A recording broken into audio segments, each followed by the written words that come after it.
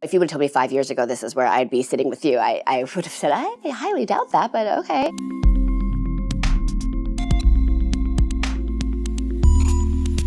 The beauty of having the success of a show like Buffy so early is that you achieve more than you ever think possible. I also have 2 young children, and I love the lesson that they've seen that, mommy had a great career. Mommy could have been doing that forever, but mommy had an idea. Mommy wanted to try something new, and mommy wanted to challenge herself. What was the impetus for you launching Foodstirs after having such a successful career in entertainment and striking out on your own as an entrepreneur? I've always wanted to do something else, but I didn't know what that space was. And then I had children, and it was the typical cliche where everything changed and my priorities shifted and what interested me shifted. We were so aware of the rise of all these cooking shows. I mean, you'd have to not own a television to not be aware of the popularity of the Great Bake Off and the Food Network shows and all that. And our kids had this great interest. And on a look further, you then realize that the baking category in general was this $7 billion category that was predominantly 80% lion's share by these legacy brands that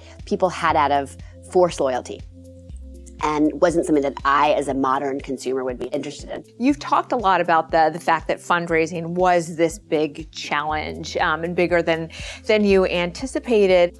What was that experience like for you, and how did you navigate it? I think that people think it must be so easy coming as a celebrity into the fundraising arena. I probably got meetings with, big VCs that other people wouldn't get right at the bat. But it was a novelty. It was, let's see what Buffy has to say, but there was I don't think that there was a real interest, and it was really about us having to sell once in that meeting. And fundraising in general is difficult, but I always say that you're always gonna get no's, and no matter what job you're in. And I think that was the one thing that being in the entertainment industry prepared me for was the no's, because we get no's so often, So it didn't get me down as much because I know that it only takes one yes.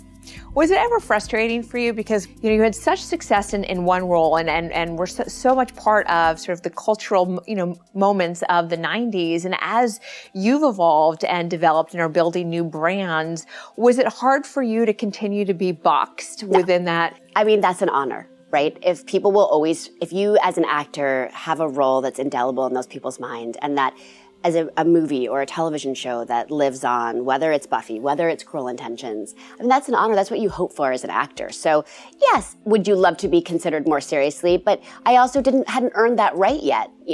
Now I hope that the headlines aren't necessarily that, because I feel like we've proven ourselves, and I've proven myself, and we have proof of concept.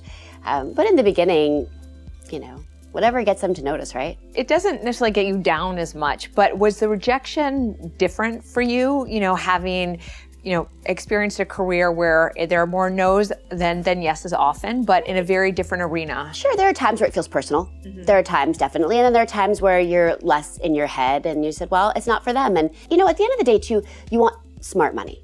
And I think that's something else that we were all very well aware of in the beginning, which is you don't take the first check that comes around, because what do they have to offer in the long run? Is it someone you can work with? Is it someone whose experience is an asset to what you're doing? And is it someone that will support you when you need it, but also be hands-off? So you want to really look for not just money, but smart money. So much of the work that you've done, and also work that entrepreneurs do, is under intense spotlight.